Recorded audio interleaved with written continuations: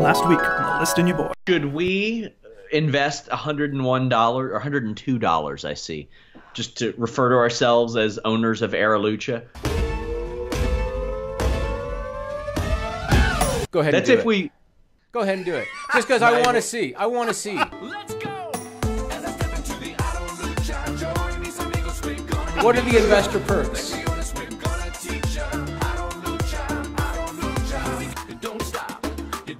Until this thing shits the bed, which it will do. We won't stop. We won't stop.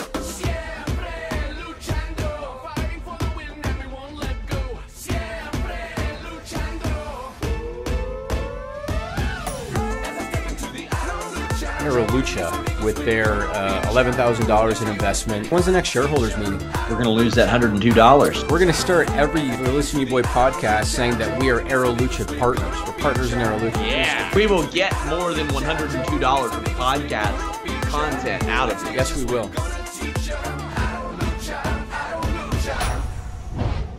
Walk away. Do not get involved. It's The List and your boy with Jimmy Van and Sean Ross Sapp. All right, we're alive. What's up, you guys? It's Sean Ross Sapp, managing editor of Fightful.com, FightfulWrestling.com, now FightfulSelect.com, FightfulMMA.com. Also, part owner of Arolucha. And Jimmy Van made it happen. Who needs a robot kitty litter box? This is going to pay for 40 of them. Oh, it sure will. It sure will. I don't know how many shares we have acquired, but yeah, we are a minority stakeholder in Arolucha. And quite honestly, we said on the video we were going to do $102, which is like the minimum. I opted for the 240 tier. So half of a robot litter box. Half of a robot litter box. And the reason I opted for that tier is because I want they promise you a mask and a T-shirt if you did the 240 tier, and I want the damn mask and T-shirt because I figured at least that way I got some return on my investment. So that's why I went to 240. So hopefully they do actually send that, and if they do, I'm wearing it. I might wear it every week, Sean, to maximize my investment. You know, Investor It perks. seems like a foolproof plan. This reminds me of a time I was at Kings Island. It was an amusement park, or is an amusement park, and my friends convinced me to do one of those old-timey photos with them, you know. Yep. That are way overcharged. They're like 60, 70 bucks. And I'm like, guys, waste of money. And I just remember they were sitting in line and one of the guys goes, "This is a good idea." And I was like, nah, I really don't think it is. But it was well worth it for the memory. And we're getting some memories out of this. Fun fact, I text messaged a member of the Arolucha roster. Oh, yeah? And said, we have sarcastically invested in Arolucha. And what did the Hurricane say in response? And and I said, so technically, I'm your boss. And they said, well, sarcastically run some damn shows then. Oh, nice, nice. Well, you saw their timeline, right? So No, I didn't. They want to do it. I go into investments blind. Yeah, yeah. Ironically enough, even though this is a bullshit thing we're doing for fun, I read all the documentation because it's just what I do. And they have a timeline, and they want to do a TV taping with the funding that they get out of this, even though the biggest investor is themselves. Yeah. Because that's the only way they're going to be able to get the money out. So, but yeah, they want to do a TV. If I remember right, I think it was like June. They want to do a TV taping. So, and I'm going to tell you, Sean, I'm going to hit up. I'm waiting on like whatever they're going to send me, like a certificate or something. And I'm going to hit up the CEO, Jason Brown, and say, I want to be in the booking meeting. So give me the call-in number. Yeah. Like, let's go. Get Conan on the line, and Rey Mysterio better be there because he's all over your video. So he better be in the booking meeting, and let's get this going. Based on the argument that he had with David Bixenspan, maybe he doesn't like Fightful too much. Yeah, there's a good chance, but they had our logo on their investor website. Really? Yes. It's under, we've been mentioned by the following, and Fightful was one of them. A hot dog. Yeah. So, worth every dime so far. Yeah, I think so. We've gotten a solid $32 back so far in mentions. So $32, I doubt it. We'll see how it goes. Let's talk about Fightful Select was launched on Monday. Why don't you explain to people? Now, the first thing we need to do is we need to name the 10 people that were the first 10 to sign up, because we promised that the first goal was that the first 10 would get their names mentioned. So mention the first 10 and thank you to them. And then tell a little bit about what is in there so far and all that, the rewards. Talk about all that. Well, I'll have to pull that up first, but Well, hurry up. because I mentioned them on Monday. You know. I said to you guys in the Skype chat, every podcast this week I want them mentioned, and you said no problem. All right. Well, let me find that document, and I will get that done on this show. But yeah, we launched Fightful Select. It is a Patreon service. I thought the sweet spot was going to be son of a bitch.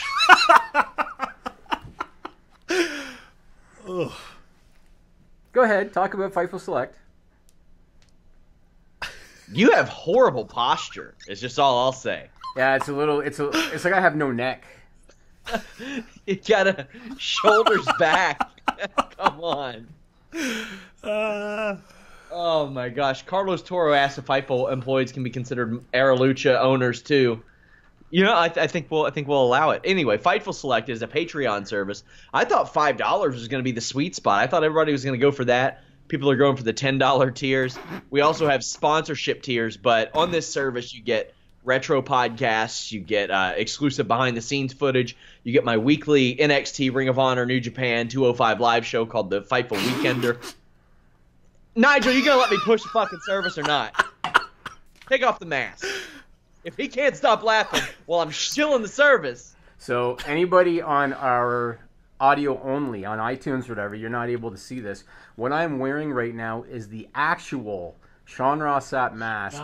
The actual one that you get with the $5 and up tier. So this is the actual thing that you get with the $5 and up tier. We got the order in yesterday, Sean. I told everybody to keep their damn mouth shut because I wanted to be able to break it to you on the podcast. What, was this the surprise? Yeah, this is the surprise. Oh, God. Yeah, this is the surprise. Yeah. You put that in the video description? Yes, I did. So this You're is a going to real be shit. This is going to be it. So anybody that is in at least the $5 tier, I think you got to stay on for 2 months, and then you get the Sean Ross Sapp mask. And this thing, it's pretty good. I didn't know that it was going to be like life size, Nigel. It's pretty much like, look at that. It's I'm just going to start handing out Fightful mugs on the streets of Look you at in that. Kentucky based on this. Anyway, you know, I've got a service to pitch here. Yeah, go ahead. Because if I don't, you're going to bitch during the next segment. Yes, I will do it. Dark match commentary. The first one is Brock Lesnar versus Funaki. I've got Q&A podcasts every couple of weeks. We're filming extra Stupid People segments. You can get a copy of Jimmy Van's book. Jimmy Van's match archive with a new match every month. This month is Bobby Roode from way back in the day because Jimmy's old. My God, what am I doing here? I hate the idea. People are going to pull off bank robberies in my mask. That'd be amazing. That could be like a new Mark Wahlberg movie. That'd be awesome. Son of a bitch. That could very well happen. Put it on So the this Stupid thing, People segment. the only Anyway. thing I wish I could do over is I wish there was some kind of like a Fightful logo on the back or something. Yeah. But because otherwise it looks like you're wearing a Jesus mask, sort of. Well, shout out to Alan Saraki, Jonathan Ma, Neil Henriot, Jose Flores, Andrew Monaghan, Chris Sully, Joseph Vick, Simon Willis, Jay Patel, and King Junie for being the first 10 patrons. But I uploaded a copy of the Raw script from this week on there. I'll do that whenever I get those, although they will be a little redacted here and there to maybe preserve some jobs. But we've got all kinds of cool stuff. Early access to this week's Fightful Wrestling Weekly. And we're adding and adding and adding stuff to it. Now that I see so many people have taken to the $10 tier, adding even more stuff to it, which is pretty damn cool in my opinion. Awesome. Just a lot of stuff. You get at minimum, like I think 8 podcasts a month. I think retro podcasts. I did WWF Backlash. We even had one reach out and do the sponsor tier and picked the retro podcast for next month. It's going to be SummerSlam 2000. Okay, have they said what podcast they want to be a guest on? Yeah, I think it'll be the members only podcast here in a couple months after Okay. they attend the Rally SmackDown. They wanted to give their thoughts on that. So I was Cool. like, hell yeah, we'll do that. That's cool. And don't forget, you also get the ebook Wrestling's Underbelly, which is the book I wrote in 2005, and you get the Sean Ross Sapp life-size mask in the $5 and up tier. So it's awesome. It's all good. Let's move on. Unless you want to keep on talking about this, because I got no problem going on for another 20 minutes about this. Yeah, I would guess while Nigel just cackles in the background. That's what makes it fun. I can cut the mic if you want. That's what makes like it you fun. stole somebody's You know what you Pop-Tart sounded like and just got then? away with it. You What? sounded like the little animal with Jabba the Hutt in wouldn't Return know. of the Jedi. You know, the little No. thing with a beak? Nope. You know what I'm talking about, Nigel? Return of the Jedi. Jabba the Hutt had a little bird creature with a beak, and it laughed all the time. Yeah. So I don't know its Roy name. Soria, by the way, I'm going to address this, says, remember when SRS said Fightful will never charge you? We are not adding anything to this service that was a part of Fightful prior to 3 weeks ago. Yeah, it's all brand new stuff. Yeah, you don't have to pay for anything if you don't want to. You still get everything that Fightful has always had for free is free. Exactly. And will stay free. I want to move on and talk about something. So we've had a situation in the past where James Lynch, who does MMA stuff for us, he's done a couple of UFC events for us where, like, he went to a UFC event and he did videos with all the interviews with all the fighters, put them all on our YouTube, got hundreds of thousands of views. We got a bunch of articles out of it. Did a lot of UFC promotion. UFC, for some reason, they've been just real pain in the ass bitches and getting us credentialed for. It was a nice run. Nice run. No, it's still it'll. Let me get to the story. So they've been pain in the ass bitches getting us credentialed for future shows, and they've been telling James, you better go under a different media outlet and don't go under Fightful. They've just been a real pain in the ass about it. Wouldn't you know, given all of that, they clearly don't like Fightful, Sean, and they clearly don't want to have anything to do with Fightful.com. Put up that screenshot, Nigel. Of the UFC? This was posted by the UFC's official Twitter account on March 30th. So their official Twitter account. And it was a UFC fighter by the name of Israel Adesanya, and he was predicting the winner of the Khabib-Ferguson fight, which now isn't happening, but that's another story. But he was predicting the winner, and they had a quote from Adesanya, and the quote was taken from James Lynch's interview with him for Fightful.com, and in the UFC graphic that they put up, they actually credited Fightful.com in the graphic. And I saw that, Sean sent it to me, and I saw that and I thought, so they won't credential but they got no problem quoting us on their official Twitter? Also, no disrespect to the outlet that they did credential him under, but I looked and we do between 8 to 12 times the traffic as them. And that's just on the website, not to mention the YouTube traffic, which doesn't even count the Libsyn, all that stuff, because I mean, my God. It doesn't make any sense. That's very frustrating. At this point, WWE is much easier to deal with than UFC, because I was told that I could have gotten credentialed for WrestleMania weekend stuff, no problem, had I made the trip to New Orleans for WWE. And that's saying something. My God. Eric Conley says, does Fightful Select allow us access to Jimmy Van's insider trading tips? I only had one and I lost money, but if you want that access, absolutely. Absolutely. Oh, God. I'll fill you in on what happened. Phenomenal. Yeah, not a big problem. The same person that told me the news about, hey, they're going to be announcing whatever it was at the time, the network or whatever it was, I still know that person. Really? So I can give you more tips that are going to shit the bed. How often are they able to call you from their prison cell? They're in the know, Sean. Does that John Bravo fella hook you all up into that? The Richard Rodriguez dude? That would make sense, because then it would be completely erroneous information. So that is possible. Yeah, but it would be.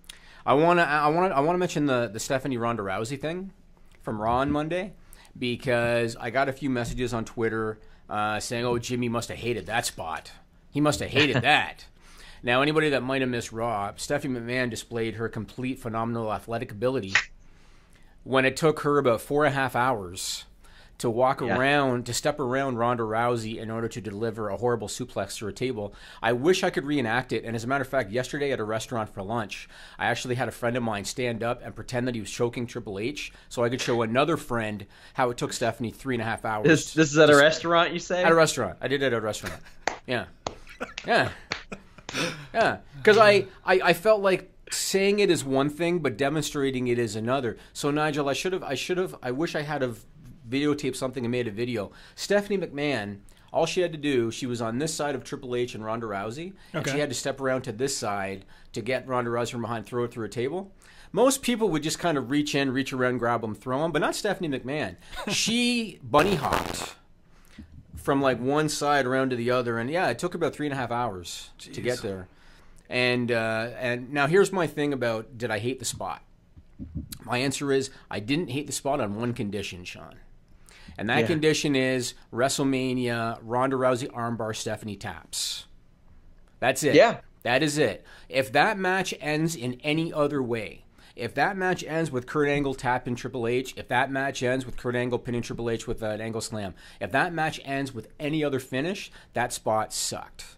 But if the match, you agree with me? If the match ends with the armbar, it's perfectly fine. Yep, completely agree. Although Jeff did mention he thinks there will be a visual tap from Rousey tapping Triple H, although the ref might not see it.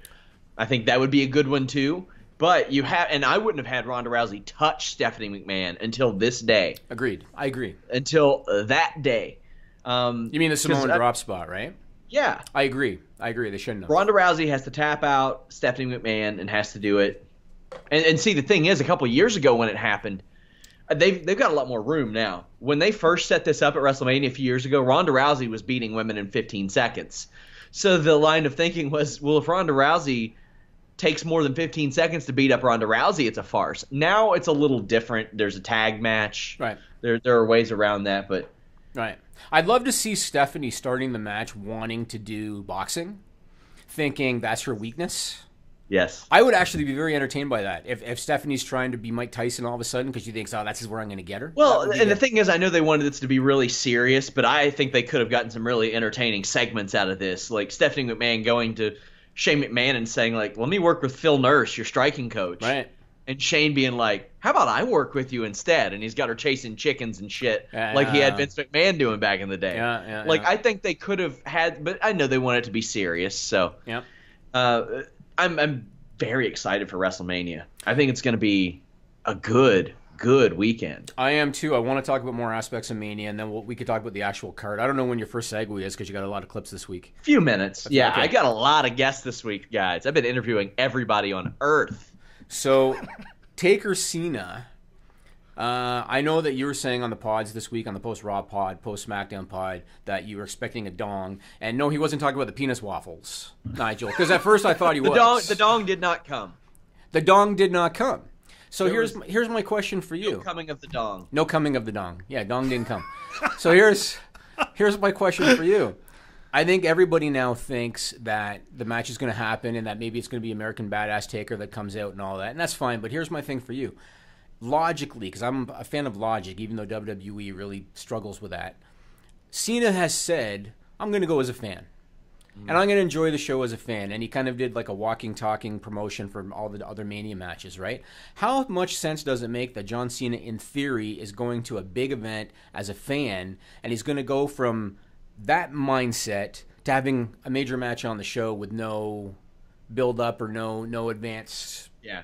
How does that make any sense? I do like the way that he explained it about how he didn't want to take an opportunity from somebody else, and this would have been two vets battling it out. Me and Jeff cooked up the idea last night on the SmackDown show that I thought would work really well.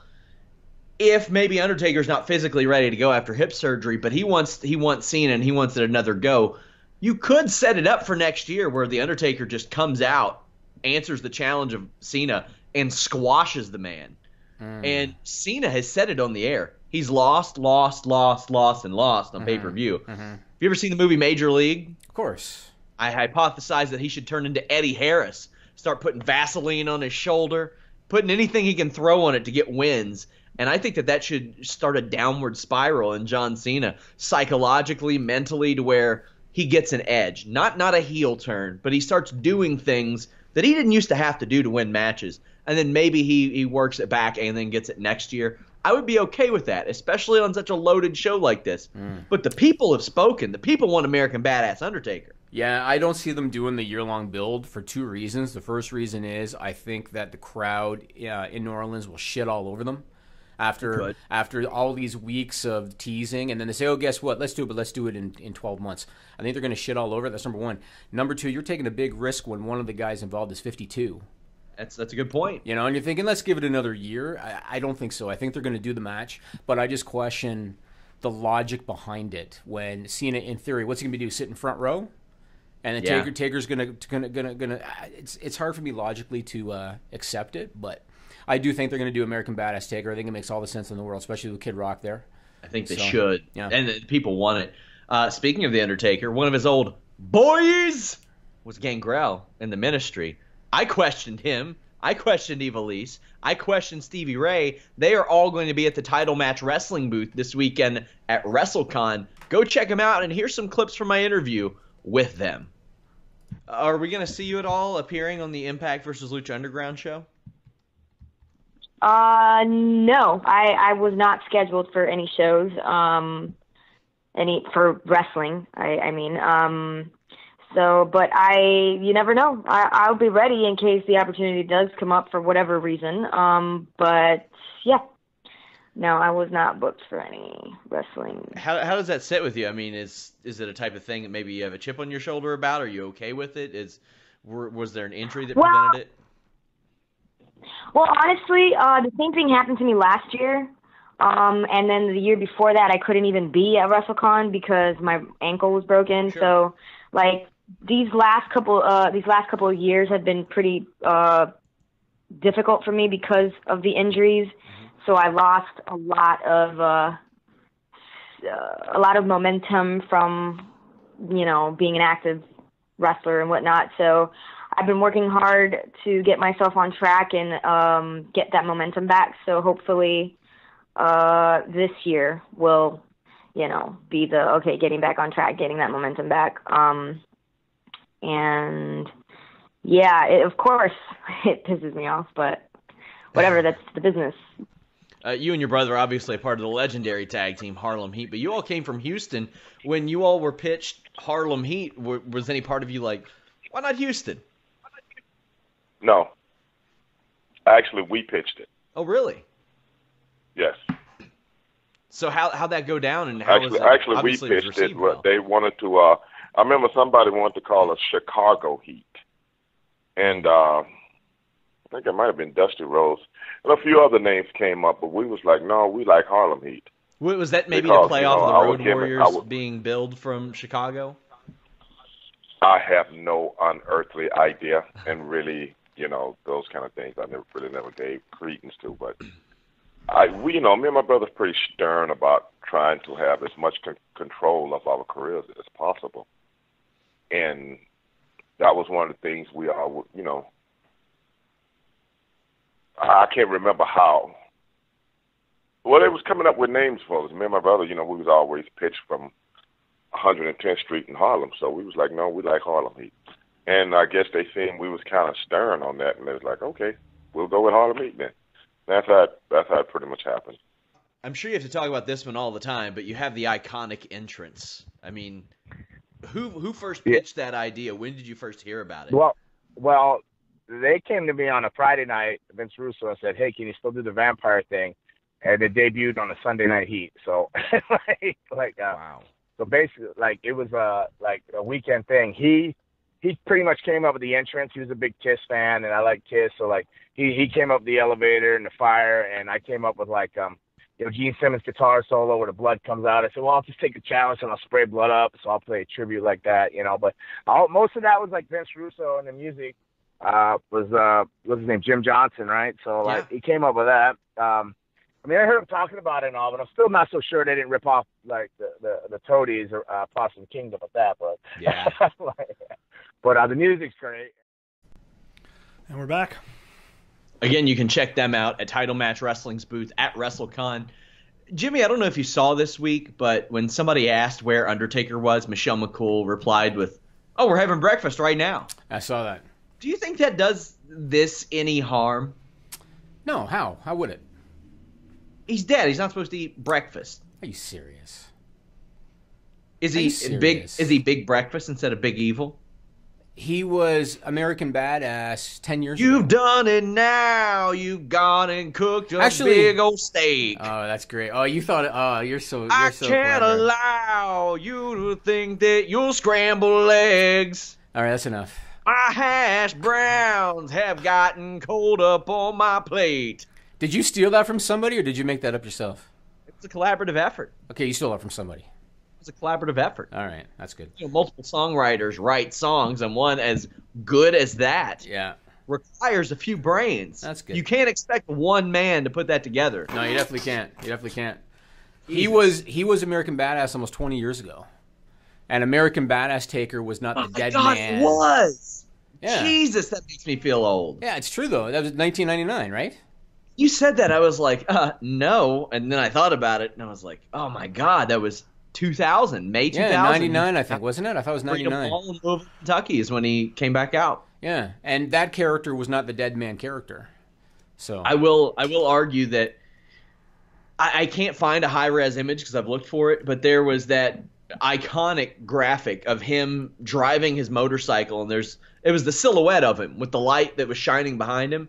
I thought that was just a badass visual. Like, one of the coolest visuals of Undertaker's career was that one. And I hope we see that because the people are ready to see it. By the time he came back as the dead man in 2004, people were ready for that too. Right. Yes, they were. Except he looked like Terry Funk. That he did because they only let his hair grow for like 3-4 months. Yeah. But otherwise, you're right. People were ready. And since then now, he's the once-a-year nostalgia act, right? So yeah. I want to ask you about this. So Nia Jax, number one, is she kind of like Steve Jobs or Homer Simpson in that she has to wear her ring gear no matter where she is all the time, the same outfit all the time? Well, I mean, if she didn't post photos on her Twitter showing that she actually wears human clothes, right? I would assume so, yeah. So her ring gear's not human clothes? Her ring gear's alien outfits or something? I don't know who wears pleather all the time, but if that's what you do, I was going to say, what do you do on your Sunday afternoon, Sean? Well, this Sunday afternoon, I sat there and wrote a bunch of articles about Max Holloway replacing Tony Ferguson. What did you think of Nia not only wearing her gear for the backstage sit-down interview with Renee Young? Yeah, I agree. But then my wife was watching with me, and she said to me, she was watching Alexa and Mickey's promo, right? Little selfie stupid promo. And my wife said to me, so WWE touts anti-bullying and the Be a Star campaign, but then they script this? She said, what do you think? So that's a slippery slope because you have to have conflict on a pro wrestling show. And to me, I would prefer stuff like this be on TV. I would like for it to be more of a reflection than an escape. I like that type of stuff. However, there are going to be some people, as we found out with almost anything, that just get pissed off and offended over absolutely anything. Which is true. I'm not right-wing or left-wing. I'm for common human decency. And if Nia Jax is okay with this storyline, that's really all you have. Now, the irony of this is you have Mickie James, who was under a Piggy James scrutiny years ago, although from what I understand that was more due to her drinking than anything. And Alexa Bliss, who admittedly has had an eating disorder before. So I would imagine there's some issues there, but if all three of them are okay with it and they want to portray it on TV, okay, because I had some people saying, oh, well, it's like high schoolers. And I said, I can give you some hashtags for you to look at if you want to see grown adults acting like doing that. Doing the same thing. Oh, yeah, for sure. Doing the same thing. Yeah, for sure. I mean, I look at it like this. Number one, Alexa and Nia are best friends in real life, and so they're probably stoked that they get to do this program. And the second thing is, very much like how I'm cool with Stephanie's spot so long as Ronda gets the right finish, I'm cool with Nia Alexa if Nia goes out there and runs her over in 30 seconds. Same. Right? And if that's the finish for the match, then I'm totally cool with the build. There was another thing brought up on the Tuesday show. Jeff Hawkins mentioned that Alexa Bliss is character-driven, not in-ring driven. That's why she hasn't wrestled in so long, too. Her character can afford to have that happen. That sometimes the bully gets punched in the mouth, but the bully it fixes it for a little while. Maybe it'll come back.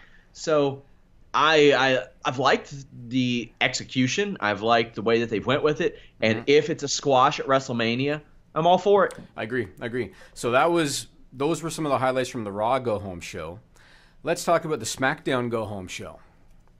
So we're doing this on April 4th. So SmackDown was last night. I had to post on Twitter last night, Sean. I had to. And I had to post, keep up the good work, DOGG, is what I wrote. They decided on the Go Home show for WrestleMania, the biggest event of the year, that it was the perfect time to book an 8-man tag team match featuring lower card scrubs, with all due respect to them, featuring lower card scrubs who are going to be in the WrestleMania Battle Royal and who aren't going to win. So they decided, let's have an 8-man tag featuring these scrubs, some of which you said hadn't been on TV in how long? Since July. Here's the funny thing. Off the air, you said, hey, make sure that when you post those scripts, you redact anything that might leave a clue who gave it to you. When I first saw that script, I said, Primo, somebody's trying to find me out. It's like, no way he's on this show. Right. Now, let me ask you this. Obviously, from a booking standpoint, it's just a really, really horrible creative decision.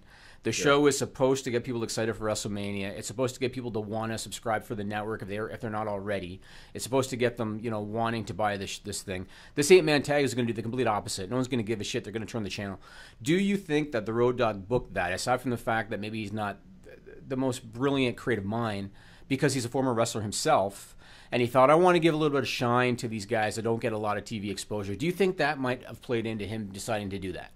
Yeah, and if I were them, what I would have done is book an 8-man battle royal instead. I would have previewed the battle royal. Right. And given someone the visual of tossing a couple people, winning it.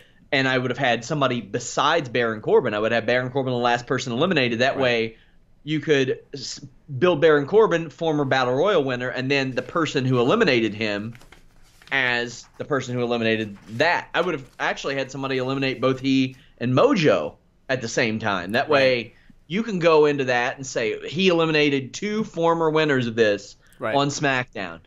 They didn't do it. Everything on SmackDown was inconsequential. Too bad. The only thing that I think mattered at all was AJ Styles finally getting one up on Nakamura, and Nakamura not being able to take the heat after weeks of trolling AJ. Right, I agree. And that was it. If you missed the first hour and 58 minutes of SmackDown, you didn't miss a thing. Agreed. Yep. Do we have time to talk Mania? I don't know when your next thing is. Do we have time?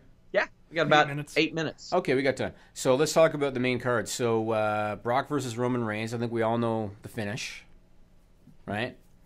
Do you think this is it for Brock in WWE for a while? Or because Paul Heyman's been doing all of these interviews where he's been insinuating Brock is headed back to the UFC, and this is going to be the last time that I walk Brock down the aisle of a WWE show for a while. Do you think that's just posturing, or do you think that Brock's mindset is, I'm going to finish this out and then I'm going to get ready for a fight? Well, he better get back in that USADA pool is all I have to say. WWE still has, I think, rights to him until like early August, because the situation was, at the time at least, is that WWE allowed him to do that. They got a little cut, but they froze his contract even though they didn't really have plans to use him. Will Paul Heyman still be around? If they were smart, they would keep him around in some capacity with somebody, because he can be valuable even though he can be redundant. Mm-hmm. What Brock Lesnar does is always posturing, I think so too. And he always does this. What was he doing a few years ago before the Roman Reigns match? He was in a training camp for a fight ahead of WrestleMania. So yeah, I think it's posturing on his half. Unfortunately for him, they just signed Ronda Rousey. Mm-hmm. So I mean, I don't think that will help his leverage. Will he get the same money? Maybe a little more, maybe. But WWE has a Ronda Rousey now, and that's, by all accounts so far, it's the honeymoon stage right now. But she's been a little easier to deal with as well. I'm not sold on her long-term bankability yet. Neither am I. I'm not sold, so we got to wait and see how things go. But I think it's posturing too. I do think that Brock intends to do what he already did. So I do think that he intends to re-sign, but then still do a UFC fight. Yeah. So I think that's going to happen, but I do think he's going to re-sign. That's my gut. What about AJ Shinsuke? I think AJ's going to win. Really? You think AJ's going to win? Yeah, because Nakamura won at the Tokyo Dome, and they've been referencing that in the past, and I think you could build up a big rubber match down the line for that. I'm glad they went ahead and did this. This is a WrestleMania main event caliber match, and it's going to deliver in the ring, regardless of what I've seen out of Nakamura's main roster run. He's turned it up lately, and I like that. Yeah. I was just, with the exception of AJ Styles, so many of the WWE titles have been in a holding pattern. Mm-hmm. Alexa Bliss never defends it, never wrestles. Charlotte never defends it, never wrestles. You had Brock Lesnar, never defends it, never wrestles. No Cruiserweight champion since January. Mm-hmm. This WrestleMania event needs to happen and get through so WWE can move on from bad things that happened, from bad booking, and from guys that they signed and put titles on. Brock's been the champion for over a year now. Mm-hmm. I don't know. He's held that title quite a bit over the last several years as well. Mm-hmm. It's time to get WWE championships on the monthly shows, for the love of God. Well, they're going to do dual brand, so they could get away with every other month. Yes, they could. Once they go dual brand. But I think Shinsuke's going to win because I feel like after the Jinder program over the WWE title, I feel like he needs the win. And so I think he's going to win. But what you're saying makes sense. If AJ Styles wins, it wouldn't shock me. But I think Shinsuke is going to win. Ronda Rousey, Kurt Angle, Stephanie Hunter. I'm sticking with what I said. It's got to be Ronda. Got to be Ronda armbar tap out. No other finish is going to make any sense to me at all. That's got to be it. Yep, going with Ronda. You got to have the visual of her tapping out Stephanie McMahon. This is Stephanie's comeuppance. Fuck, it only took about, 18 and a half years for her to get some comeuppance, aside from one Roman Reigns spear by Vicky got her once. Vicky, yeah, out of respect. That's good. Cena Taker. Now, number one, do you think the match is going to happen? And number two, if it does, who's winning? I think an altercation happens, maybe a squash happens. Taker probably wins. After all this, that they've him not having balls and all that stuff, I think if it happens, he wins. I think Taker wins, and I think that's his swan song. That's my opinion. Yeah. This is the one I heard you guys on the SmackDown pod talking about this. To me, there can only be one outcome: Daniel Bryan, Shane McMahon, Kevin Owens, Sami Zayn. Now, the reason I think that Owens and Zayn are winning without question is because they're already promoting future live events with them on the card, and they're supposed to be fired right now. And so, for that reason, I think they're going to win, and I think Shane's going to take the fall, and they're going to use his medical problem in order to explain it. I'm still going Daniel Bryan. Really? Just for the visual. They're going to find it's funny, on the Bruce Pritchard podcast, he always says that Vince McMahon's thing was no matter what happened on a pay-per-view, Hogan must pose. In this situation, Daniel Bryan must yes. And he can still do that, right? He can still do it. Regardless of outcome, it ends with Daniel Bryan doing the yes chant. Yeah, because he could lay them both out after the match or whatever. But I think they're going to win. Charlotte Asuka. Asuka. Really? Asuka? You think Asuka's going to win? Yeah, I think Asuka's going to win. And stay on the SmackDown brand? Yes, I do. Very interesting. Okay. I think Charlotte's going to retain. And I think that Carmella's going to attempt to cash in the briefcase. I think that Asuka's going to win, and then Asuka beats Carmella as well. Really? Yeah. When she tries to cash in, you mean? Yes. Okay, interesting. Alexa Nia, I think Nia rolls her over. Yes, she should. It should be a squash match, a quick squash. Yep. Now, here's one I want to talk about and get your take, and then I want to give you my opinion. So, Braun Strowman and a partner against Sheamus and Cesaro. You said something on the post-SmackDown pod that I thought was excellent. You said, what about James Ellsworth? Yeah, one night only. That's a brilliant idea. He eats the pin. Braun beats the crap out of everybody. I think it's a brilliant idea. Now, I know a lot of people have been thinking Elias, and I'm just gonna go on record. I think Elias is doing an in-ring guitar singing segment with The Rock. That's what I think. And him singing in front of that crowd in New Orleans would be bigger than any match that he could have. And they would love it. As soon, when he does the one guitar strum? Yeah. They would love it. And who else for a segment like that than The Rock? Because The Rock has always done that kind of stuff. And I really believe The Rock's going to be on the show because he wanted to do the match, the tag match. And the only reason he didn't do it is he couldn't get clearance. But he's done non-match segments before for Mania. And I think Rock's going to be there, and I think he's going to do a segment with Elias. They keep putting Elias over jabronis for some reason, so there you go. There you go. I think that's going to happen. What about Miz, Balor, Rollins? I think Miz retains the title and loses it on the night after Mania. Really? To somebody, yes. Man. In order to swerve, you think? In order to swerve the... Yeah. Balor and Rollins have been on fire with each other in the ring lately. And it was funny, one of the leaked script things that I posted that got a lot of play was that Tyson Kidd produced their match. Mm-hmm. And if you got those two having that type of match, one-on-one, no stakes at all on a Raw... Mm-hmm. Imagine what these three are going to do on Monday. And The Miz, as an over-concerned parent, is a fantastic future heel run. Him coming out to the ring and saying, "Would you idiot shut up? My child is backstage trying to sleep." And then the crowd heals a kid. Right. I think Miz is going to lose at Mania and take time off. That's kind of my gut. Yeah, he probably wants to visit FightfulSelect.com. That's what he wants to do. He wants to watch my retro reviews. You know why he wants to visit FightfulSelect.com? So he can get a mask. So we can get one of those. That's why. Usos New Day. Right. Usos New Day Bludgeon Brothers. I'm going to go with the Usos here, although I don't think the Bludgeon Brothers' time is that far off. There was a lot made of the Usos never being on a WrestleMania main card, so I'm so glad that they made it on the main card, more than anything. If this is the reason why a Bayley-Sasha Banks singles match couldn't happen, whatever, because the Usos have been around for a decade, and they deserve this as much as anyone. Your favorite tag team, great gimmick. So long as the Bludgeon Brothers don't take the fall, then I'm okay with it. Yeah, the Usos are not my favorite tag team, but so long as the Bludgeon Brothers don't take the fall, then I'm all right with it. Orton, Bobby Roode, Jinder Mahal, Rusev. I think Rusev. You think they're actually going to go with Rusev? Rusev or Randy Orton, but if Rusev Day chants are going to overwhelm that crowd. I agree. I think that's going to happen. My heart says Rusev because they put him in the match for a reason, but my gut says Bobby Roode. My gut says Bobby Roode. But we'll see. I don't think Bobby Roode, even though you all can see Bobby Roode on the first Jimmy Van's vault match against Chris Valentino way back. He had bleached hair. It was, 2001? Was it? It was a long time ago. Might have been 2001 or 2000. It was way back. The Andre the Giant Memorial Battle Royal. A returning Big Cass. I was thinking the same.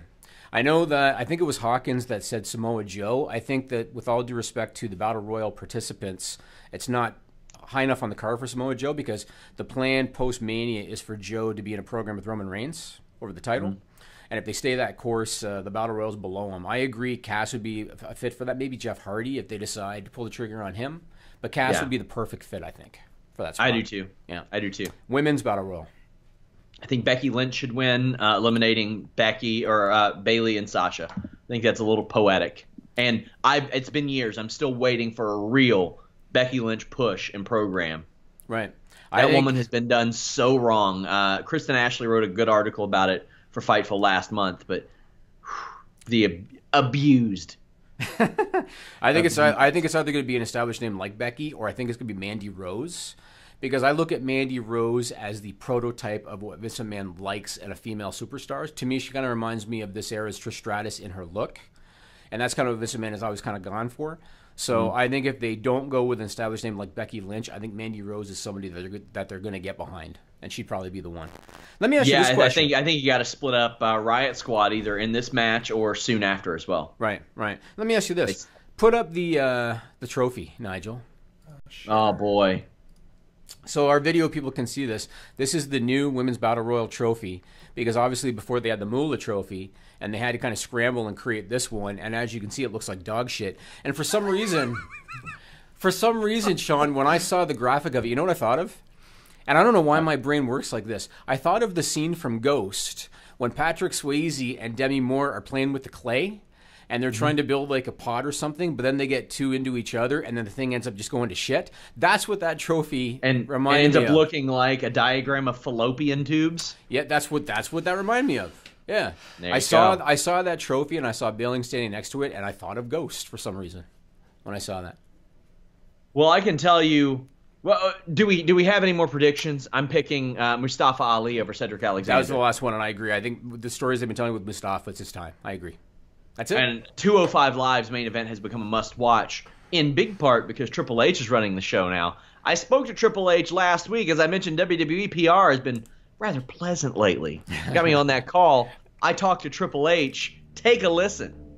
You spoke about the learning curve, and we've seen what guys like Matt Riddle have done on the independent circuit, and he said that he did very well in the tryout. You've said that you've heard that Jessamyn Duke, former UFC fighter, is a natural, and we've seen what Shayna Baszler and Razor, the authors of Pain, have done. What do you think of this resurgence, this influx of MMA talent that has made the transition into pro wrestling and how they've done? I know that plays into what you're doing at WrestleMania as well. Yeah, sure. I'm about to get thrown around by two of the best shooters in the world. It's a funny thing that I think doors open and then it seems like an influx. You get a couple of high-level NFL guys, and all of a sudden we get barraged with calls from NFL former NFL guys or people, athletes that have tried to make it in the NFL, a lot more of them start calling us to see the opportunity. You put MMA people, Brock Lesnar, you take that level of performer from a combat sport that makes it in our business, they start to see it differently. A lot of them are very well suited because the mannerisms and the sort of the athletic ability is very similar to what we do. Then it comes down to personality and all the other things that make a well-rounded WWE superstar, because I say this a lot, it's a huge puzzle, right? Becoming great is a huge puzzle. The more pieces of the puzzle you have, the better. You don't have to have all of them. Not everybody's a great in-ring performer. Not everybody's great on the microphone. Not everybody's great with a character, whatever. But the more pieces you have, the more successful you can be. I think you see that influx because you see some success from people at those levels, and you see them starting to boil up and become more and more. And the fit is an easy fit in the physical sense. And then the ones that succeed are the ones that can pick up all the other pieces. And we're back. I want to actually credit WWE PR, because while I've called them out in the past for them making it hard for wrestling media, Triple H in particular makes it very easy for wrestling media when he can, because I think he sees things much differently than Vince McMahon does. Yes. Knows that, I'll put it like this. WWE had no idea about the Enzo Amore situation until I emailed them asking for a comment. Triple H recognizes stuff like that. He recognizes the impact that Fightful and the other wrestling websites have. I'm sure he's not going to negate that of the mainstream wrestling media, but mainly when we're on those calls, it's the occasional Miami Herald and then wrestling sites. I think I can appreciate that. I think the one big benefit of having Hunter as the heir apparent is that not only is he a brilliant wrestling mind and one of the greatest in-ring competitors, but he was a wrestling fan first. Yeah. And I think that's a great bet, because Vince McMahon was never a fan. He was always a promoter's kid. And it's a big difference. So one day we're going to get about 15 good years until he goes senile. Well, he's 48, so... Oh, okay, then we'll get maybe 20? About a good 20 years. Yeah, maybe 20 years. Vince has not liked wrestling media for a long time. And maybe understandably so, because back in the day, and he used to give Dave Meltzer a lot of access, but I think maybe when the steroid trial happened and people dared to write negative things about him, that he took exception to that. But Triple H taking notice of wrestling media is we greatly appreciate that. And I have more from my conversation with Triple H on Fightful.com and Fightful's YouTube to subscribe, like, thumbs up. Us, in general, Fightful isn't the only person he's taken notice of. Jason Kincaid, one of our writers, is wrestling at WWE Access tomorrow. Yeah, good for him. That's awesome. I was actually asking you because I saw the tournament brackets. Yeah. And there's a bunch of NXT guys, and I asked Sean, what the hell? Like, is he signed? And you said, no, it's a WWN cross-promotion. And that's cool. Matt Riddle's not in there. That's unfortunate. Suspicious. Yeah, it's unfortunate. Suspicious at best. So there's more stuff. Go ahead. But Jason Kincaid, he had kind of a look where he would have fit in like as a cruiserweight Wyatt for a long time. He shaved his head, chopped it off, has like a Bam Bam Bigelow tattoo on the top of his head. I had no idea, really. Yes. Wow. If you guys haven't seen his writing, just head over to Fightful.com, type in our search bar, Jason Kincaid. That is one of the hidden gems of Fightful.com. He did a Q&A recently, or an FAQ essentially, on how to get started in wrestling, because he is a very, very creative dude. And it was mind-blowing. And some of the stories that he has. Wrestling in Mexico for like donuts and like everything to pay dues. It is just incredible. His ROH tryouts, getting signed to Evolve. He's given us basically a book worth of content on Fightful.com. One of the most talented writers I've ever had the privilege of editing. Awesome. I was going to go into the other big shows going on this weekend, but let's do Stupid People first, and then we'll go into that after. Hot dog. This is a stupid song, it just goes on and on. You might find some meaning, but you would be wrong. Okay, so first off, thanks to TrevorStrong.org for the usage of that song. Immediately after this podcast, probably around 4:30 Eastern Time today, Fightful Select members, go to FightfulSelect.com, and we are going to have a segment called Stupid People Extended, where we do additional Stupid People news stories, Sean. Additional stupidity, additional jokes, and additional nonsense. Since it's extended, does that mean The wiener segments will be about bigger wieners. Extended. Let me see if I had any Sean Ross Sapp files for today's extended. Today I don't have any Sean Ross You Sapp said files. extend. Just so you know, Nigel, he is not 16. I get paid a He's not salary. 16. Yeah, he actually gets paid to My do this. job. It's crazy. It's crazy. So this first one, Sean, and I know you're going to know immediately what I'm talking about because it's been all over. So in the past, we talked about the Tide Pod Challenge. Yeah. We talked about the No Lacking Challenge, where idiots pull a gun on somebody without pulling the trigger. I know where you're going with this. Latest one is the Condom Challenge. Yeah, pretty good indication of why people should fucking use them. Are you familiar with this one, Nigel? No, I actually haven't heard about this one. Okay, good. So the Condom Challenge is something that some moron created, just like the other ones. And again, I've seen videos. These are not necessarily 14-year-olds doing this. There's adults doing this. Of course. And the premise of the Condom Challenge is that you try to snort an open condom through your nose and pull it out your throat. That's That's the premise of, and then of course videotape yourself because you want to get likes and subs and all that. So, okay, I've had a broken nose since like 2009, 2010 from MMA. You can hear it. My voice is a little nasally. That HD picture I sent you for the mask, you all can see my broken nose in all of its glory. I have looked at several different options for fixing it without surgery or clearing up my nasal passages. What, did they suggest snorting a condom in order to fix your nose? Damn near it. Damn near it. Basically, I use Breathe Right strips now. But there was a thing where you have a balloon inserted in your nose. It blows up and it opens up your nasal passages, all this shit. Cody Garbrandt of the UFC does it. Looks horrible, painful. I took a look and I said, nah. Then I see kids just willingly snorting condoms. Do you think they're lubricated or non? Gotta be, right? I hope they are lubricated. Bear Sand Magnums? You know way more about condoms than I do. I've been a condom guy in probably 20-some years. So you know more than I do. It's just like, man, depending on what you have, do you get the thin ones? Is it a bigger challenge to get the big ones? Like, I'm not impressed. Something tells me, given your love of male genitalia, that you've checked all that shit out. I feel like you have. But so I read some news stories about this. Now, the first story that I read, I should note, is reported by KABB Fox 26 San Antonio on March 28th. That's where I first heard about it. They were saying that obviously not only is this a choking hazard, and that goes without saying, not only can it get stuck and cause infection, there was a story of one woman who got one trapped in her lung. Oh. Yeah. Because she accidentally inhaled it or swallowed it and got it trapped in her lung. People, don't be so fucking stupid. Natural selection doing its job. Well, you're right. That's pretty much what it is. Yeah. This next one, and we're going to play a video of this one.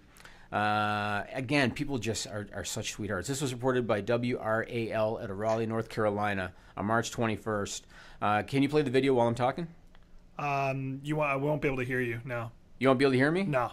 Okay, well then let me just say it quick first. A 20-year-old woman named Brianna Ashanti Lofton was arrested on 2 counts of felony child abuse because she posted a video on Facebook showing her letting her 1-year-old baby smoke pot. Oh. Have you seen that one? No. And the sad thing about it was that kid knew exactly what she was doing, smoking that marijuana. Like, she clearly knew what she was doing, which meant that it happened a lot. Happened before, yeah. So this mother decided, let's not only do this, but let's put it on Facebook Live, in a live video.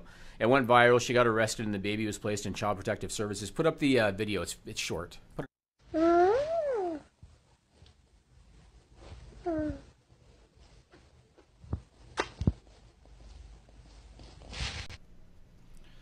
Yeah, that's... What makes you think to do that to your kid? How does that make any sense at all? How does she expect to get signed by WWE? Exactly. It's going to be a big problem. Or New Japan at this point. Yeah, it's going to be a big problem. This last one, for the Sean Ross Sapp file. Heck yeah. Reported by the UK Sun on April 3rd. Angel, go ahead and throw up the photo. Sounds reputable. Yeah, oh, well, there's photo evidence. Have you ever heard, Sean, of the Kanemara Matsuri? I have not. So that is an annual festival. It takes place the first Sunday in April in Kawasaki, Japan. Kanemara Matsuri stands for Festival of the Steel Phallus. And basically, in essence, thousands of people go to Kawasaki, Japan to celebrate the dick. Basically. Now, I actually read the story behind this. It originated, and this is real. I'm not making this up. It originated from... You're seeing the photos? The glasses. So, get this, Sean. Balls around the neck. Phenomenal. This originated from prostitutes who prayed to the Kaine Mara shrine for good business and protection from STDs. For real. The shrine is based on a story about a jealous, sharp-toothed demon that hid inside the vagina of a young woman that the demon fell in love with, and it bit off the penises of 2 young men that she had married on their wedding night. I'm just saying, if I relocated to Japan, would that affect my salary at all? If you what, sorry? If I relocated to Japan, would that affect my salary at all? It would probably increase it. If you moved to Kawasaki, Japan? I had content nonstop. Now, I will say, maybe if these people weren't too busy snorting their goddamn condoms, they wouldn't have to pray to a fake penis god. Yep. They wouldn't have to pray to Hogsworth to make sure that they didn't get STDs. Yep. That's what happened. So again, at the end of this podcast, around 4:30 Eastern, or if you're not watching this live, just go to FightfulSelect.com whenever, and Super People Extended will be there for you. Yes, it will. Do you want to go into the weekend other shows, or do you want to go to the next clip? Heck, let's go to the next clip. In addition to all the other shows I mentioned, I also spoke to Ring of Honor's Bobby Cruz, who took a bit of a bump at Ring of Honor's 16th anniversary. He's going to be at Supercard of Honor this Saturday. Also, I spoke to Impact's Sanjay Dutt. He's going to be at Impact versus Lucha Underground on Friday. Impact doing some cool stuff. They're encouraging people to do their own commentary over the show as they stream it live. Ring of Honor Supercard of Honor, I will be covering that on Sunday afternoon as opposed to Saturday night. So I'll give you my post-show podcast on that Sunday afternoon and a WrestleMania pre-show. Tune into that. Here's a couple clips. I know that you've got a busy WrestleMania week, obviously, but are you going to make it to the Hall of Fame to see your buddy Jeff Jarrett get inducted? No, because I'll be at the Lucha Underground versus Impact Wrestling show, but I hope to maybe see him throughout the weekend. I know it's a jam-packed weekend. Everybody that goes down to WrestleCon has got about a million things going on, but it would be good to see Jeff again. It's been a while, and congratulations to him. Absolutely. So many of those shows in New Orleans. You going to be scouting talent while you're there, taking a look at people? I know that you've been able to wrestle people like Joey Janela and Kurt Stallion and a couple other emerging independent names during your last few months, at least in the ring. But you going to keep your eye out in New Orleans as well? I keep my eye out on a daily basis. I am just because I haven't been, obviously I've been hurt and I haven't been, active on the independent scene in the last 12 weeks. But that doesn't mean that I'm not paying attention to what's going on. My ear is always to the ground. I'm in the thick of things. Aside from this injury, it was a regular thing. Every week out there on the independent scene, and I was doing more to scout and see what is out there than paying attention to what I was doing. So I've still got my ear to the streets, as they would say, and I'm looking forward to trying to catch some of the other shows. Joey Janela's Spring Break is at midnight, following hours. Rev Pro's right before us. There's Crash. So especially the Crash show, I'm very, very interested to see some of the young high flyers that are coming out of Mexico that domestically we may not know about, but this may be their chance to kind of shine and get some worldwide notoriety. Like how did people take to that? Was it concern? Was it somebody? Were people just? I don't want to say surprised, but were they? What was the reaction to that? The reaction was BJ Whitmer was sitting at the gorilla position, and as they're carrying me to the back, I was with it, and he said something to me. Oh my God, that looked terrible, or something, and that was about it. But we bust each other's balls all the time. So other than that, I really didn't hear much. Just after the event, and of course the next day of the TV taping in the same building, people kind of asking how I was doing and checking on me. But it's I could probably count on one hand over the years I've been with the company, the times that I've gotten injured or getting taken out, and that was the first one in a while. I think the last one before that was on I must have problems on pay-per-views. There was a pay-per-view up here in Lowell, Massachusetts, where Tetsuya Naito just decided to, as I was introducing Jay Lethal, come over and kick me in the stomach and then promptly push me out of the ring with his foot to the floor. But and so I guess I should be aware on pay-per-views of my safety. Were you able to avoid the Tommaso Ciampa rampage that he went on his last appearance? No, he got me. He got me. He got me in Chicago. It wasn't his last appearance, but it was one of. And he got me in Chicago. He wiped out or tried to wipe out Kevin Kelly from the announcing position. And then I just happened to be getting in the ring to announce. I think we were going to intermission because we were doing a road race TV taping that night. It wasn't a full TV taping, so I was announcing we were going to intermission, and he just came in and got me in the corner and choked me down and then hit me with about 4 or 5 of those Ciampa famous running knees in the corner. And we're back. Lots of good stuff going on this weekend. Tons of shows. We got one more interview clip for later, but my God, just so much stuff going on. Impact versus Lucha Underground Friday night during the Hall of Fame, and then you have the Ring of Honor show on Saturday. I got a little bit of heat from Impact Wrestling because I asked Sanjay if he was going to the Hall of Fame, not realizing that they had an event scheduled at the same time, because I don't look at times. Like, I don't know what time Matt Riddle's show is. I don't know what time Joey Janela's show is yet. Yeah. I will, like, tonight whenever I look at things. To me, this is the launch of WrestleMania week for me right now, because after this, we've got our exclusive stories just jam-packed on Fightful all week. It's going to be cool. So let me ask you this. So I heard you and Jeff on the Post-SmackDown podcast talking about what match are you most anticipating this weekend? And I think you guys both said Cody versus Omega, which is on the Supercard show. Yeah. Is that still hold true? Is that the match you're looking forward to the most this weekend? That one, there's the Daniel Bryan factor. I want to see what he looks like in the ring. Charlotte versus Asuka, and maybe out of pure morbid curiosity, Matt Riddle versus James Ellsworth.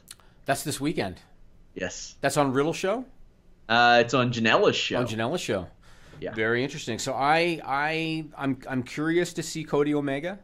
Mm-hmm. I'm not a massive fan of Cody. I know he's over with the Bullet Club and everything, but I'm not a massive fan of Cody Rhodes. But I am actually curious to see how Ronda Rousey does in the ring. And I'm actually curious to see Kurt Angle and Hunter, because I think they can both go, and I think that's going to be a lot of fun. So what we've seen of Kurt Angle in the ring thus far has been a lot of brawling. We haven't necessarily seen a lot of wrestling out of him. True, but they've been tag matches, and this is another tag match. But I think Hunter, it's WrestleMania, so I think they want to put on a show.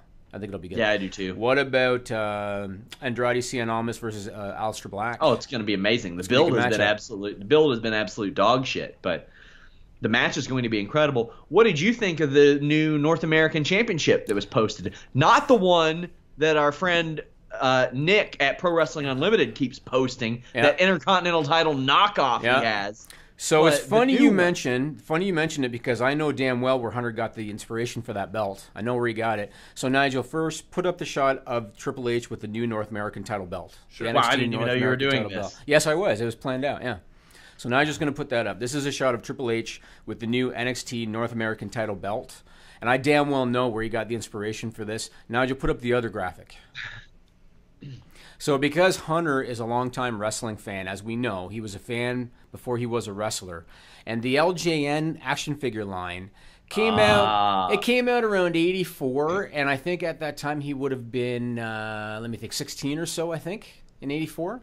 So, granted, he would have been in the later years of action figures, but because he was a wrestling fan, when you look at that North American belt and when you look at the LJN tag team title belts that they packed with all the tag team action packs or whatever in that set, I think Hunter used the LJN tag team belt as the inspiration, because does that not look like the North American, like a lot? I'm going to ask him that the next time I get the chance to talk to him. I'm going to use that as a topic to bring up. Right down to the brown leather. Yeah, and it's funny. That leather looks good, doesn't it? It looks different. Yeah, it looks different. So I don't care what he says. I don't care if he denies it. He got the idea from the LGN tag team belts, and I'm sticking by that. Did you see? Go ahead, sorry. I think we should have a Fightful championship. You got the Aware Ads championship. There's Deonna Purrazzo versus Matt Riddle very soon. How do we not have a Fightful championship? And how isn't Matt Riddle jobbing out to me for it? Did you see the Waffle House belt? I did. I don't see an IHOP championship anywhere. I am going to get a Waffle House belt. I'm going to get one. A Waffle House belt? Why wouldn't you just get a Waffle Championship?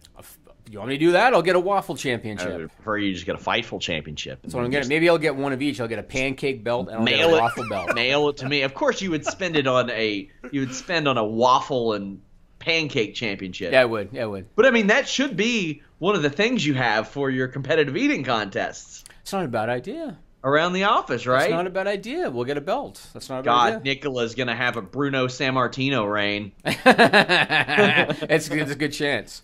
Yeah. MSG sellouts for Nicola. Oh, I was talking to my wife recently, and recently you were talking to your wife. Yeah.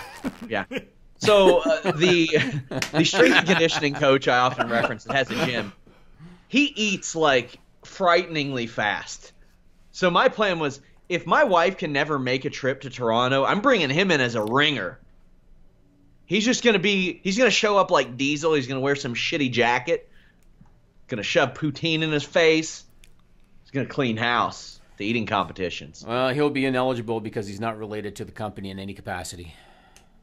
You know what? He did some transcript work for me that you absolutely can't have any evidence of. Did you see Will Ospreay's Spanish Fly spot? Yes. With Marty Scurll at the New Japan show, Sakura Genesis. Did you see that spot? Now, if anybody missed it, go on YouTube and look up Will Ospreay Spanish Fly, and it'll come up. He is fortunate he didn't break his neck. Yeah, very fortunate he didn't in his career. On my match ratings, it took a few points off because I couldn't get into the match after that, knowing what I know about wrestlers and wrestler safety and how some career-ending injuries have looked. It was tough for me to get into that match after that, and it was an amazing display.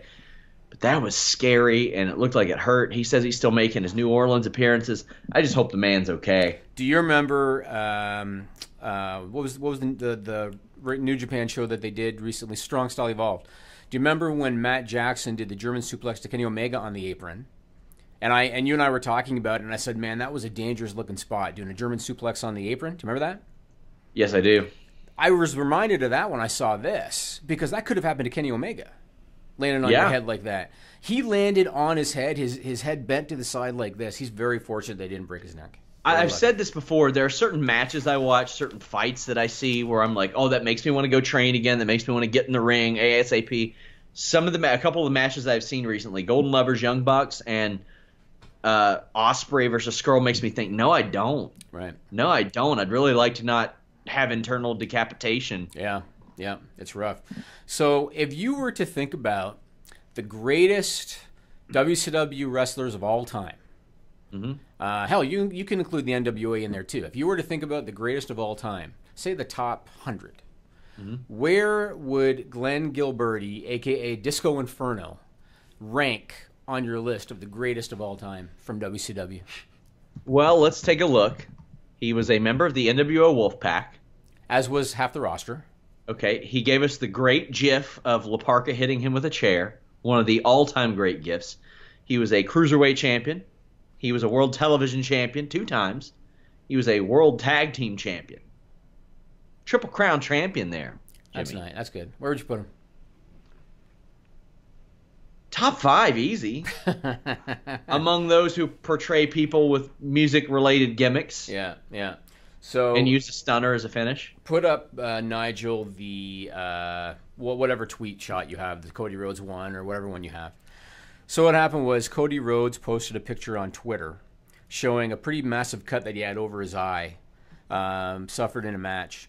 And Disco Inferno, real name Glenn Gilberti, of all people, decided to respond, and he tweeted this, and this is a quote: "Nobody knows how to work anymore.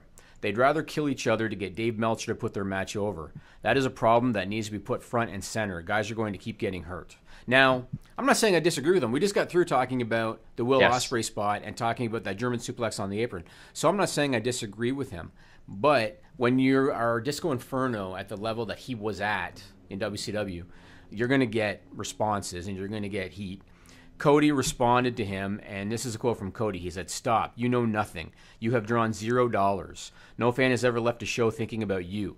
You were lucky to be a juiced-up double lifer over with the boys type in an era where you hid in plain sight, coasting on other success. Couldn't hang then, can't get booked now," which is pretty rough. And Kenny Omega and a few other guys also sent responses out.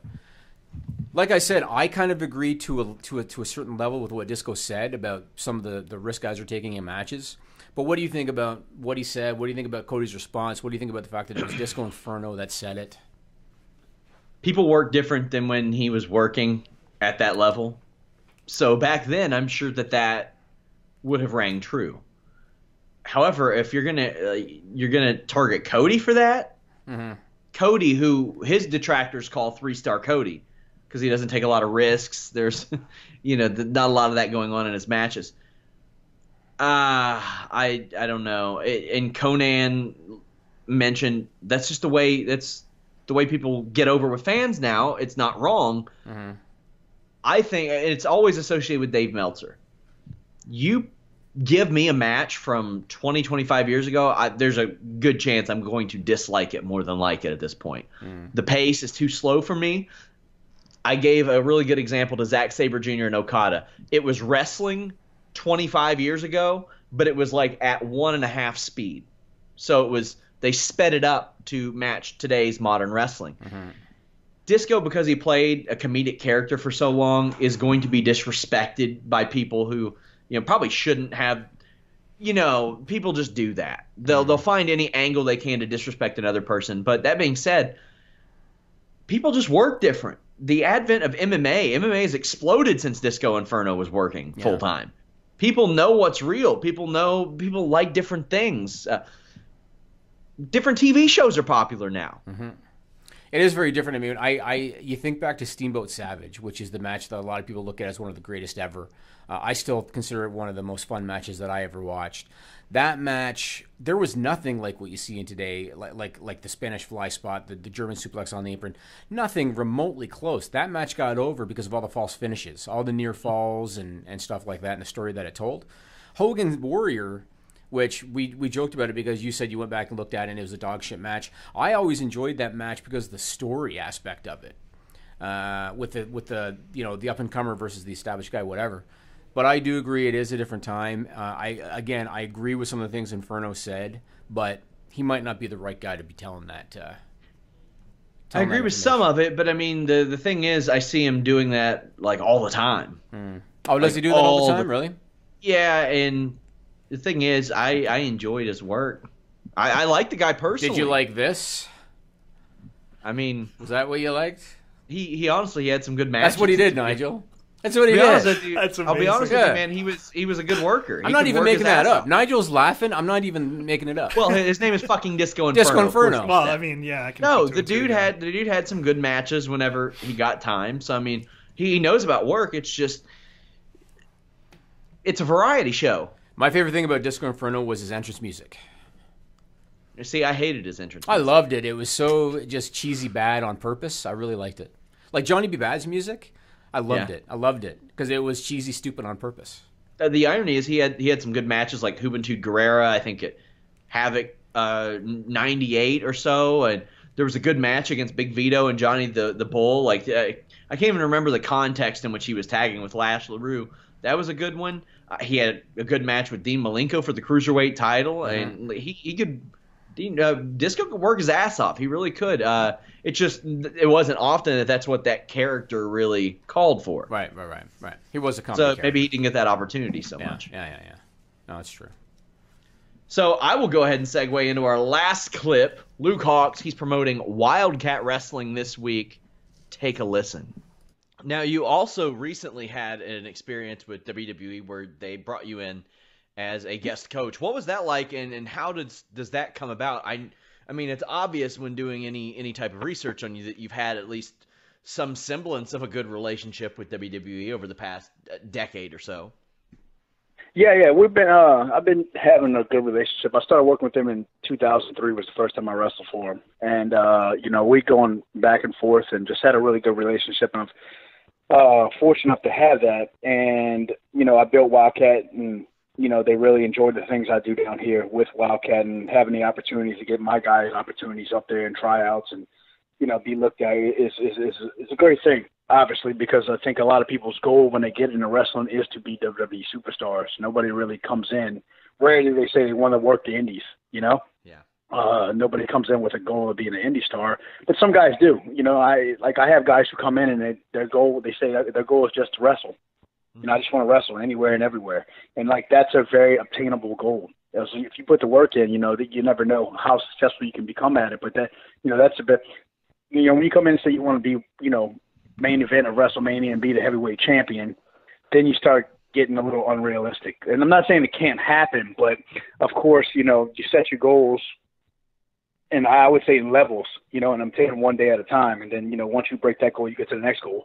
But, it's really good. I've been talking with them about coaching and doing some training since before last year, but schedules haven't worked out. So I do a lot of filming and a lot of travel, and obviously I still wrestle very actively pretty much every week somewhere, and a lot of travel. And so between films and wrestling, man, my schedule's been super tied up. And I actually got injured in January. So the first week of January, I had a pretty serious injury that put me down for a while.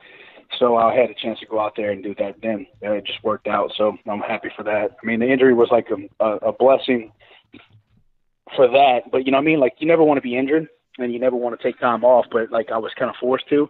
So that actually opened up the door for me to have some time off to be able to go do that. And we're back. Luke Hawks, his show this week features Damien 666, Shane Helms, Bob Holly, Billy Gunn, Jeff Cobb, I think Rachel Ellering as well. You guys might not know this. He appeared in Logan, the film, The Fate and the Furious, Kickboxer Vengeance, does a lot of film work, appeared at WWE's Performance Center earlier this year as a guest coach. In the full interview over at Fightful.com and Fightful's YouTube, we talk about that. We talk about his film work. He's got his toes dipped in a little bit of everything, said that he's been made a couple WWE offers, didn't specify whether it was coaching or wrestling, but he's done a lot of work for WWE over the years, and that is a very interesting interview. And we got tons of them over at Fightful.com, the full Evilise, Stevie Ray, Gangrel interviews. Of course, I talked to them for upcoming segments for Wikipedia Fact Check and Making a Finisher. Making a Finisher won't even launch until the summer, but I'm putting those up on Fightful Select, so go over there, subscribe to FightfulSelect.com. Look at the difference. Yeah. That's a massive difference.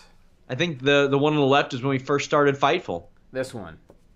Yeah, wow. I've aged quite a bit. Look at that, man. So this, you know what this is, Nigel? This is the before and after of meth use. Have you ever seen those? They'll have those on websites totally. sometimes. Yeah, totally. The before and after of meth abuse. Wow. So funny. So funny, guys.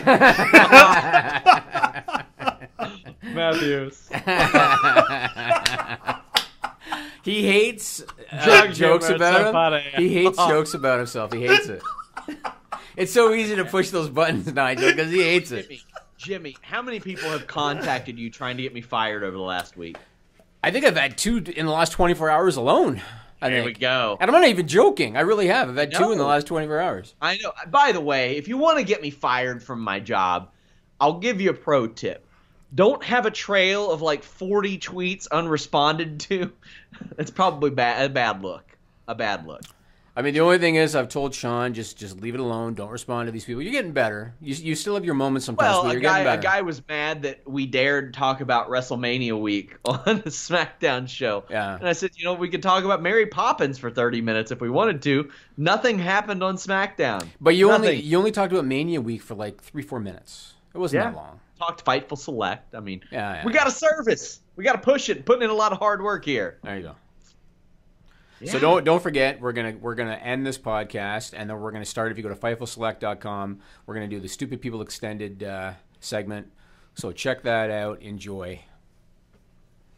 Yeah. What do you have next? In terms of on your list? We don't have time, man. We're done. At 4:20? Yeah, because I want to do Stupid People Extended. Nigel said it's going to take him 10 minutes to set it up. Well, Sean's got a little bit of stuff. I got a company to run, man. I got shit to do. I can't be sitting here all day. You can. Run the company. Yeah, but do you want me You to gonna keep get fired? No, but do you want me to keep paying you? I need to like make sure the money's coming in. I prefer that, yeah. Yeah. Preferably. I will say this. I was going to talk about the Sinclair broadcasting thing. Maybe I'll leave it for next week because that's kind of not that time sensitive. Yeah, I get the feeling, it'll still be a thing next week as well. I'll talk about it next week. And then we'll do this real quick, I guess. Put up the Eddie Guerrero mural. Sure. Do that quick. So this was done by a guy named Eric Dubitsky 11 years ago. He was 18 at the time. He painted it on one of the Lincoln Park columns in El Paso, Texas. It's a mural of Eddie Guerrero. Apparently, it became pretty well known. Sin Cara was familiar with it and had visited it, and Kalisto and Sasha Banks and Sin Cara. Did I say Sin Cara? Yeah. And over the years, it started to fade and peel, and so Dubitsky actually went back there on his own, restored it, added paintings for Vicky Guerrero and of their 2 daughters. Vicky actually went and checked it out. So I thought it was a nice little story, and I thought I'd mention it on the show. Yeah, I like that too. It's very. I wish stuff like that would gain some WWE attention. Like, exactly right.